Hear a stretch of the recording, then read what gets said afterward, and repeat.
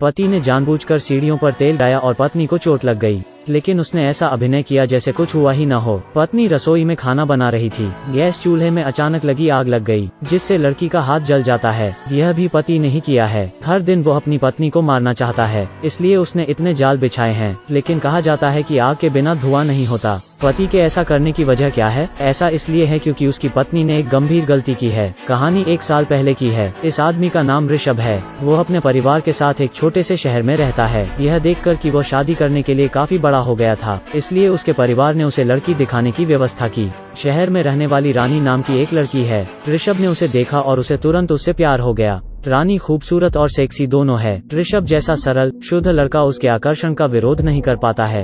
रानी खुले विचारों वाली, उदार और उत्साही है। वो एक रोमांटिक प्यार करना चाहती है। उसका आदर्श प्रेमी टोन्ड और मस्कुलर होना चाहिए, और शांत पुरुष उसकी पसंद बिल्कुल नहीं है। लेकिन रानी का परिवार ऋषभ को बेहद पसंद करता है, क्योंकि ऋषभ एक इलेक्ट्रिकल इंजीनियर है। उसके पास उच्च वेतन है। परिवार के सदस्यों के दबाव में रानी ने आखिरकार ऋषभ से शादी कर ली। दोनों बाइंड डेट पर पहली बार मिले थे और अब उन्होंने शादी कर ली थी। लेकिन बिना प्यार के शादी बिना नींव के एक घर की तरह है, जो कभी भी दुर्घटनाग्रस्त हो सकता है। शादी के बाद ऋषभ का परिवार रानी को वापस शहर ले जाता है। छोटे शहर का रानी को बहुत अफसोस होता है। आदर्श और वास्तविकता के बीच का अंतर उसे निराश और उदास कर देता है। ऋषभ का पूरा परिवार गंगा के किनारे 3 मंजिला मकान में रहता है। बालकनी से खड़े विशाल गंगा नदी देख सकते हैं। हालांकि शहर उतना सुविधाजनक नहीं है, लेकिन यह इतना बुरा भी नहीं है। ऋषभ बहुत नाजुक है, इसलिए उसे पता है कि रानी खुश नहीं है, इसलिए वो अपनी पत्नी को खुश करने का तरीका खोजने की कोशिश करता है। लेकिन रानी ने उसका दिल नहीं समझा। अगली सुबह पूरा परिवार बहुत जल्दी उठ गया। बधाई देने के लिए रिश्तेदारों के स्वागत की तैयारी की, और रानी 10 बजे तक सोती है। सभी रिश्तेदार घर चले गए हैं। इससे पूरे परिवार के चेहरे मुरझा जाते हैं। रानी को बचपन से ही लाड़ प्यार किया जाता है, इसलिए वो एक छोटी राजकुमारी के समान है। वो खाना बनाना, घर की सफाई करना या घर का काम करना नहीं जानती। उसकी सास उसे रास नहीं आ रही है, लेकिन ऋषभ ने कभी भी अपनी पत्नी की आलोचना नहीं की। उसे अब भी विश्वास है कि वो धीरे धीरे बदल जाएगी, क्योंकि कोई एक अच्छी पत्नी बनने के लिए पैदा नहीं होता है। ऋषभ की नम्रता और धैर्य ने रानी को छुआ। उसने ऋषभ के साथ रहने की कोशिश करने का फैसला किया। पति पत्नी के संबंध अधिक मधुर होते रहते हैं। घर में रानी बेहद कैजुअल पहनती हैं। ऋषभ जब भी उसे देखता है उसका दिल धड़क उठता है। कुछ दिनों बाद आखिरकार उसने अपनी पत्नी के पास जाने की हिम्मत जुटाई। रानी ने भी मना नहीं किया, लेकिन क्योंकि वो बहुत घबराया हुआ था, तो ऋषभ जल्दी से टॉयलेट की तरफ भागा। रानी उससे बहुत निराश थी। VH मदद नहीं कर सकती, लेकिन शिकायत करने के लिए उसने दोस्तों से बात की। ऋषभ को बेकार आदमी समझकर उस पर हंसे भी। ये शब्द ऋषभ ने सुने थे। उसे बहुत शर्मिंदगी महसूस हुई। वो अपनी पत्नी की सभी बुरी आदतों को सह सकता है, पर यह अपमान नहीं। अगले दिन दोनों में शीत युद्ध शुरू हुआ। ऋषभ रानी को नहीं देखना चाहता, इसलिए वो ओवरटाइम काम करता है। दोनों के रिश्ते भी टूट रहे हैं। वे जीवन साथी की तुलना में रूममेट्स की तरह अधिक हैं। लेकिन रानी को नहीं लगता कि वो गलत थी, लेकिन वो यह भी मानती है कि उसका पति बहुत संवेदनशील है। एक दिन वो दरवाजे के बाहर शोर की वजह से उठी और बाहर आई। फिर उसने यार्ड में एक आदमी को देखा। नील नाम का यह शख्स ऋषभ का चचेरा भाई है। वो उनके घर कुछ दिन रहने आया है। रानी ने नील को देखा और उसका दिल बहुत तेजी से धड़क रहा था। नील का ठोस शरीर है और वो उसका आदर्श आदमी है। नील रानी के विचार देख सकता था। वो सक्रिय रूप से उसके करीब जाता है। नील महिलाओं को बहुत अच्छी तरह समझता है। वह कोमल और रोमांटिक भी है। वह भी शहर में रहता है और वे बहुत बातें करते हैं। नील को चाय पीना पसंद है। रानी तुरंत उसके लिए चाय बनाने रसोई में चली गई, लेकिन रानी कभी रसोई में नहीं रही, इसलिए वो नहीं जानती कि यह कैसे करना है। ऋषभ को लगता है कि उसकी पत्नी उसके लिए चाय बना रही है। वह नर्म है। इससे पहले वो गुस्से में था, लेकिन वो रानी को कभी नहीं छोड़ना चाहता था। ऋषभ ने धैर्यपूर्वक रानी के लिए चाय बनाना समाप्त किया, फिर कंपनी में चले गया। लेकिन जैसे ही वो चला गया, रानी चाय का प्याला नील के पास ले आई। वो प्यार में अंधी थी। वो ऋषभ को उसके साथ अच्छा व्यवहार करते हुए नहीं देख सकती। रानी और नील बड़ी गलतियां करते रहते हैं। वो प्यार भी करते हैं। नील ने कहा कि उसे बकरी का मांस खाना पसंद है। अगले दिन रानी मांस खरीदने बाजार की ओर गई। वो महिला जिसने हमेशा गंदा होने के लिए रसोई की आलोचना की थी, एक आदमी जिसे वो सिर्फ आधे महीने से जानती थी, उसके लिए इस गंदे बाजार में आई थी।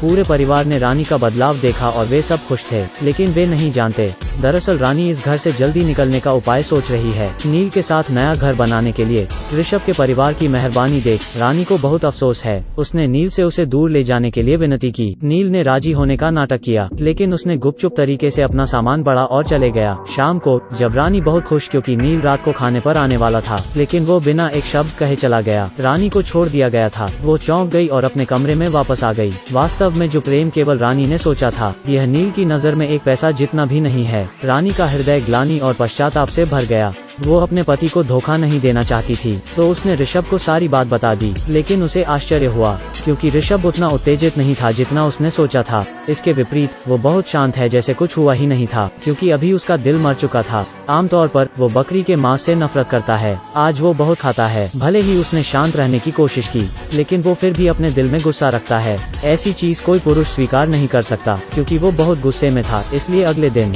ऋषभ नील के शहर आया, उसे दंडित करने का इरादे से। लेकिन उसका पतला बीमार शरीर नील का प्रतिस्पर्धी नहीं है। नील ने उसे बुरी तरह पीटा और फिर चला गया। ऋषभ जख्मी चेहरे के साथ घर आता है। रानी के सवालों पर वो बस चुप रहता है। रानी जानती है कि वो गलत थी। वो इस शादी को बचाने के तरीके खोजने की कोशिश करती है, लेकिन ऋषभ अपनी पत्नी का सामना करना नहीं चाहता, क्योंकि हर बार जब वो उसका चेहरा देखता है, वो उस दृश्य को देखता है जहाँ रानी ने उसे धोखा दिया था। ईर्ष्या और घृणा के कारण ऋषभ की सोच विकृत हो जाती है। वो अपनी पत्नी को माफ नहीं कर सकता। वो उसे दंडित करने का तरीका खोजने लगता है। सीढ़ियों पर तेल डालना, रसोई में आग लगाना, यह सब उसका बदला है।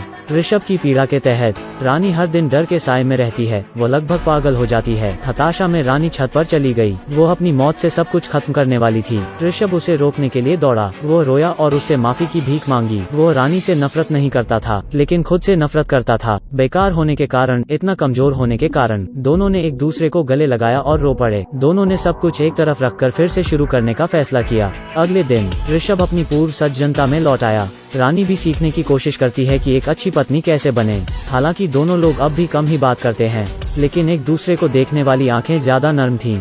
रानी को भी नारी व्यक्तित्व से मुक्ति मिली। सास के साथ उसके संबंध भी बेहतर हो रहे हैं। इस जोड़े का जीवन धीरे धीरे सामान्य हो जाता है। लेकिन इस समय बुरी चीजें हुई। एक दोपहर ऋषभ के माता पिता रिश्तेदार के घर जाते हैं और रानी खाना खरीदने बाजार जाती है। घर पर सिर्फ ऋषभ था। रानी अभी कुछ देर के लिए बाहर गई थी कि तभी उसके घर में अचानक विस्फोट हो गया। जब पुलिस आई तो 3 मंजिला मकान पूरी तरह जलकर राख हो गया था। पुलिस को मलबे में से एक शव मिला। मरने से पहले उसे बुरी तरह पीटा गया था। एक हाथ भी कट गया था। हाथ पर टैटू के माध्यम से पुलिस ने शव को ऋषभ का बताया। ऋषभ रानी से प्यार करता था, इसलिए शादी के कुछ समय बाद ही उसने अपने हाथ पर उसके नाम का टैटू गुदवाया था। शहर में रानी और नील के बारे में अफवाहों के साथ पुलिस को शक है कि यह एक हत्या है और रानी और नील सबसे बड़े संदिग्ध हैं। पूरा थाना बेहद आक्रोशित है। उन्होंने अपराधी को पकड़ने की ठानी है। फिलहाल नील के बारे में कोई खबर नहीं है, तो पुलिस ने रानी को पूछताछ के लिए बुलाया।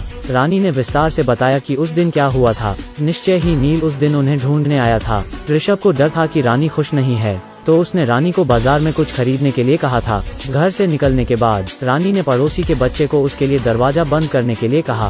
फिर बाजार के लिए एक रिक्शा में बैठ गई। बाजार में कीमत को लेकर उसने कसाई से तकरार भी की। सामान खरीदने के बाद वो रिक्शा से घर वापस आई। घर के सामने कुछ आवारा कुत्ते थे, इसलिए उसने उनके लिए कुछ मांस फेंका, लेकिन वो अभी तक घर नहीं गई थी। अचानक धमाका हुआ। उसे नहीं पता था कि उसके घर में क्या हुआ है, और उस दिन की गवाही बहुत से लोग दे सकते थे। पुलिस ने लोगों को गवाही देने के लिए बुलाया। रानी ने जो कहा उसकी पुष्टि हुई, और यह पता चला कि उसने जो कुछ कहा वो सब मेल खाता था। पुलिस को कहीं कोई खामी नहीं मिली, लेकिन पुलिस अभी भी अपने शक पर विश्वास करता है, क्योंकि रानी को छोड़कर किसी का अपराध करने का कोई मकसद नहीं है। तो पुलिस ने पूछताछ के लिए रानी को प्रताड़ित किया, लेकिन रानी बहुत जिद्दी है। आधे दिन तक पुलिस ने उसे पीटा, फिर भी कुछ नहीं मिला। इंस्पेक्टर इसे स्वीकार नहीं करता, इसलिए वो इसकी पुष्टि करने के लिए एक झूठ पकड़ने वाले विशेषज्ञ को बुलाता है। विशेषज्ञ बस रानी से एक सवाल पूछता रहा, क्या तुमने अपने पति को मार डाला है?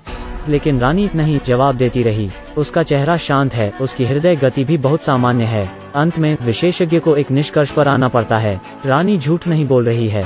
इंस्पेक्टर ने सब कुछ इस्तेमाल किया, लेकिन फिर भी मनचाहा जवाब नहीं मिला। मामला बहुत लंबा हो गया। वरिष्ठों ने थानाध्यक्ष को शीघ्र दोष सिद्ध करने को कहा। कोई अन्य रास्ता नहीं है। इंस्पेक्टर को रानी को रिहा करना पड़ता है। इंस्पेक्टर इसे समझा नहीं सकता। आखिर रानी की मानसिकता कितनी मजबूत और सख्त होगी ताकि वो लाई डिटेक्टर भी पास कर सके। इस कहानी के बाद रानी शहर में रहना जारी नहीं रख सकती। कुछ समय बाद वो दूसरी जगह चली गई। स्टेशन पर दाढ़ी वाला आदमी चुपचाप रानी का हाथ थामता है। यह कोई अजनबी नहीं है, लेकिन ऋषभ है जिसे हमने सोचा था कि वो मर चुका है। हवा चलती है और ऋषभ की एक बाजू फड़फड़ाती है। दो लोग एक दूसरे को देखकर मुस्कुरा रहे हैं। मामले की सच्चाई भी धीरे धीरे सामने आ रही है। अपराध का दिन। नील अचानक उनकी तलाश में आ गया। उसकी और रानी की कहानी पूरे शहर में अफवाह थी। हर कोई बात कर रहा है। नील को लगता है कि उसकी प्रतिष्ठा बर्बाद हो गई है। एक स्वार्थी व्यक्ति होने के नाते वो दोनों को धमकी देने आया था, इसलिए नील ने रानी से यह स्वीकार करने के लिए कहा कि सभी गलतियां उसके द्वारा की गई हैं। अगर वो नहीं मानी तो वो रानी की निजी तस्वीरें ऑनलाइन पोस्ट कर देगा। बहुत आक्रामक ऋषभ इसे अब और नहीं सह सकता, इसलिए उसने नील से झगड़ा शुरू किया, लेकिन वो नील के लिए कोई मुकाबला नहीं है। ऋषभ को जल्दी से जमीन पर पटक दिया जाता है। रानी अपने पति को बचाना चाहती है, इसलिए उसने बकरी का मांस फ्रिज से लिया और नील के सिर पर जोर से मारा। नील के सिर में लगी चोट लगी और वो मौके पर ही मर गया। शव को जमीन पर पड़ा देख रानी घबराने लगती है। उसने गलती से उसे मार डाला है, उसे जरूर गिरफ्तार किया जाएगा। लेकिन ऋषभ बहुत शांत है। उसने तुरंत सोचा और एक योजना के साथ आया। उसने रसोई से चाकू लिया और नील की एक बांह काट दी। फिर उसने रानी से उसके लिए एक आइस पैक लाने को कहा। फिर उसने चाकू लिया और अपने हाथ पर निशाना लगाया। एक चीख के बाद ऋषभ का हाथ कट गया। उसने नील से अपने कपड़े बदले। उसने चाल का इस्तेमाल किया नील की लाश को अपना बताकर छिपाने के लिए। ऋषभ एक इलेक्ट्रिकल इंजीनियर है, इसलिए उसने दर्द को थामने की कोशिश की और रसोई घर में एक स्व विस्फोट प्रणाली डिजाइन की। उसने रानी से फर्श पर लगे खून के धब्बे साफ करने को कहा। फिर टाइमर शुरू किया।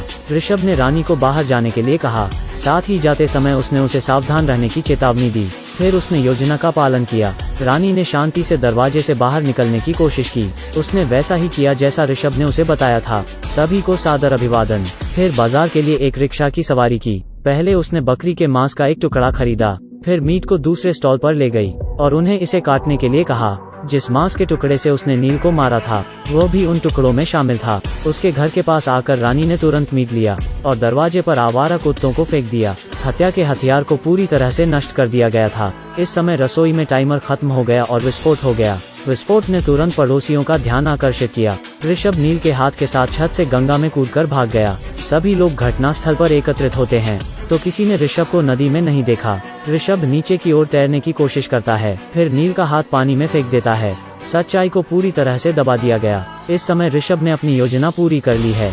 वो रानी को दूसरे शहर में ले गया और एक नया जीवन शुरू किया। यह बेहतरीन डिटेक्टिव लॉजिक वाली फिल्म हसीन दिलरुबा है। कथानक तार्किक और आश्चर्यजनक विवरणों से भरा है।